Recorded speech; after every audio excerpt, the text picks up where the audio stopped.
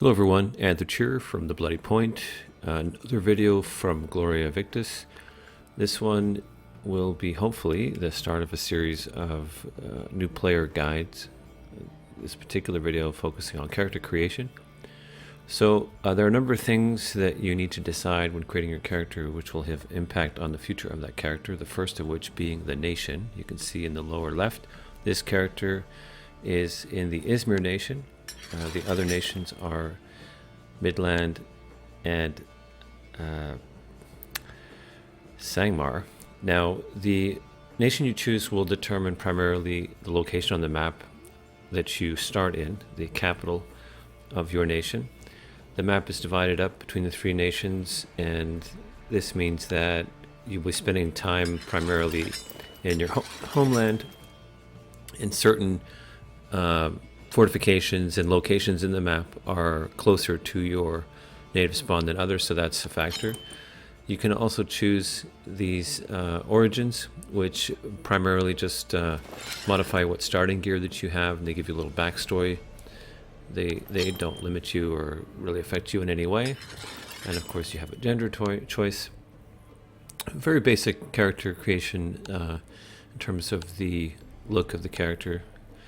You do have a lot of different options to choose from, but the graphic style is pretty basic. So, while you can mess with all of this, sometimes it's just best to randomize these things. You'll be wearing armor most of the time, so you won't really be seeing that. There's no option to hide the helm in Gloria Victis, so you don't really see the head either. So I'm just going to randomize until I get something super white. There we go. Then you have these options to either answer these questions or to skip the questions. These questions just are kind of like a lore-ish way to put you in a category for things such as the starting gear, which would be the weapon type and the armor type, and then the point distribution for your attributes, which is strength, dex, and constitution, as well as the crafting school that it gives you initial points for. When you start out, you have a certain number of points already assigned to you, and you can distribute those through this method by answering these questions, or you can modify them after this stage by assigning the points manually. You can kind of refund the points. As you can see here, I started out with more strength, a bit of con, and no points into dex, and all my crafting profession level points into armor smithing. Unless you're doing crafting, that's not all that important. It is, however, a good idea to have some points in the consumable supporting disciplines like cooking and herbalism and engineering.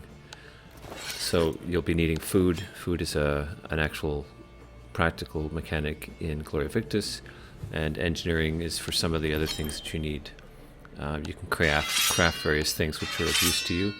So I'm going through the different pre-made choices here. You can see they will result in changes in the weapon set. The weapon that I was looking for, two-handed axe, isn't in here. It doesn't really matter that much because acquiring new weapons of this basic level, the starting weapons, is pretty easy to do. So even if you don't see the weapon you like, you could just drop it and buy or pick one up otherwise. So I've refunded all the points. You can see you can do the same for the crafting profession level. Crafting of items is gated by the level of the associated profession. These are done via recipes, which you start out with some, and then others you can get by buying them on the marketplace or finding them in chests or getting them on drops off of mobs. Even the excavating mechanic can produce some recipes. So here I've put some points into cooking and herbalism, engineering, and then a little bit in weaponsmithing and armor smithing. I'm not going to use that. This is just a demonstration character, but it's just an example of a kind of fairly balanced starting distribution. Strength, I'm using an axe, so each weapon has an attribute which is a foundation for its damage. Dex-based weapons and strength-based weapons are different. So a bow typically is a dex-based weapon, and something like an axe would be strength-based. So you're going to start out in your nation's capital. Each nation's capital looks a little different, but they all have the same facilities. You will find the depot, which is the kind of bank. It's the same storage access from all the different points of access in the world, and it is shared between characters. You'll also find the marketplace NPC here. So this is the world map, and as you can see, the different nation starting points are very far from each other. And if you have no other reason for choosing a particular nation, I mean, it does impact the look of some of the armor skins, etc. And the world, of course, is a different biome to a degree. So here you have the attributes, the various statistics in the information screen. You can reset attributes once for free, and that can be done up to a certain level. Following that, you need to use a consumable item, which you can buy in the paid shop, the in-game glory shop, which is with points that you earn through activities, or you can even buy it off the marketplace. And you have also the abilities tech tree. The tech tree, as you can see, the options further up in the tree are grayed out. You have to put 5 points minimum in a node to unlock a following node. You have a limited number of points. And the top tier nodes are special ones which grant more powerful abilities. In some cases, they grant entirely new skills. So, for example, in the healing or medic-based tree, the top node grants the Mend ability, which allows you to heal other players without the use of bandages, and there's some benefits as well. So if you're focusing on a healer, you'll want to spec in that. Again, you have a limited number of points, so you have to plan ahead a little bit in traveling through this tree. You can't do everything on one character. I will post a link to this character creation builder that you can see on the screen, which is useful for planning ahead. And that way, when you do create your character in game, you won't have to respec as much as you might otherwise. So as you can see, these nodes sometimes have synergy. Planning this out carefully is super important. It's probably one of the most important things you'll do with your character, aside from the attribute points. And picking a particular build in this way is extremely important. So you want to plan ahead. Now, when you first start out, you're going to notice a lot of different menu options. I'll go through them here briefly. You have the party finder, of course. You have the world map. You have the character development screen, which has all these different categories.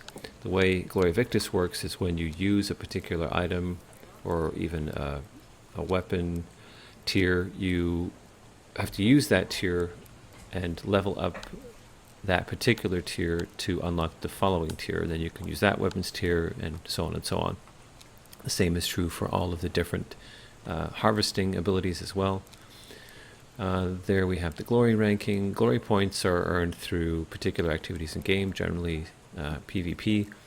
It's super important because you can level up the glory level, which unlocks the ability to purchase certain things. Sometimes, more rare recipes that are needed to craft higher tier things, and as well as some consumables. Bandages, for example, is an extremely useful one to unlock, so that you don't have to buy them or craft them. You can just use glory points to purchase them off the glory NPC. There are a lot of different ways to get XP in the game and to get contribution points, which are used at the glory vendor to buy things. As you can see, there's PvP based ones, PvE based ones, even things such as upgrading buildings at the fortifications in the open world, etc. One of the great things that Gloria Victis does is many of the options which you will find in the pay shop, the store, which is real cash shop. You can spend money to buy the game's currency and buy items there. You can also get them in game in multiple ways, and one of those ways is through this particular glory shop, where you PvP for a while, you accumulate these contribution points, and then you can buy these things to do various things like increase your inventory capacity, all the way up to adding an additional character slot. Games which allow multiple paths to these types of things it's really fantastic. And in fact, you can even convert your game time activity. You know, if you don't PvP a lot and you PvE more, or vice versa, you can specialize in one thing and then through the marketplace trade these consumables for another type of currency. Ambers is the currency the shop uses. As you can see, they have a cost for these various things, but you could just spend in-game currency, various currencies, so the glory points in this case are contribution points, and buy these same items that you would otherwise have to spend money for. So that's great. A lot of games don't do this, and it's something Gloria Victis does very well. There's a very healthy economy when the population is high, and there are multiple ways to get what you need. So the game does allow you to progress in many different ways. Progression is extremely rewarding in the game, and there's a lot to do. So the first thing you're going to see here is the daily challenges. You choose from various activities, you know, PvE activities, all different types of things. And each day you choose 3 of these, and then you do those activities, and you level up through increasingly more difficult tiers of this challenge. And as you do so, you will get rewards. As you can see, there's chests across the top there, and each of them grants you various things. The food and consumable element of the game is also quite deep. Gloria Victis in general, just across the board, is something that, you know, the more you look at the various systems, you realize it's a lot more complex than it immediately appears. It's very hard to convey that to a new player who hasn't played the game, but once you discover it, you realize that there really is a lot to do, and a lot of depth in the crafting system, the PvE system, just pretty much everything. Here we have the open world events browser. There's a lot of events that pop up. Later on in the tutorial, I will show you a dynamic event that occurred which led to some PvP and all kinds of activities based on that. So here I went to a quest NPC. You notice there was a yellow icon above their head, as is standard in MMOs or RPGs. It led me to a following one. These icons are above their heads. They're also on the mini map and the world map, leading you to the various quests. There's a quest tracker you can use as well, which you can access to see what quests you have going and coordinate. It's you know, your very standard MMORPG type of system. The tutorial quest, I will tell you up front, is quite long and quite tedious, but it is rewarding. Once you complete it, you will get some high tier items which will help you progressing in the open world. The starter quests here occur on the kind of newbie island, you know, this safe island for each of the factions, or the nations rather, and you can't be killed here, and things are just generally easier. There's ways to fast travel on this island. I will show the fast travel system later on. The game's combat mechanics are directional, so that's attacking and blocking. It's not as sophisticated as similar, you know, for other games, you know, Mount & Blade, Mordhau, etc. But it's not bad. One of the interesting things about Gloria Victis is it seems clunky, but once you become used to these mechanics, you can actually do some pretty complex stuff. You know, feints and blocks, parries, chambers, the whole range of things we expect from a directional combat game. And especially with the archery, I find that once you get a good sense of it, you can really do some long-range shots and be very effective that way with some precision.